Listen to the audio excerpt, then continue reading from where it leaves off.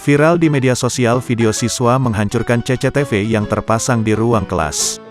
Dalam rekaman video yang dibagikan akun Instagram @terangmedia, tampak siswa melempar CCTV yang dipasang di pojok kelas. Tampak seorang siswa berulang kali melemparnya dengan sapu. Sementara siswa lainnya memperhatikan. Jika melihat gambar Presiden Joko Widodo yang terpasang di dinding kelas, video ini terjadi di Indonesia. Hingga Senin tanggal 21 Februari tahun 2022, belum diketahui di sekolah mana lokasi kejadiannya.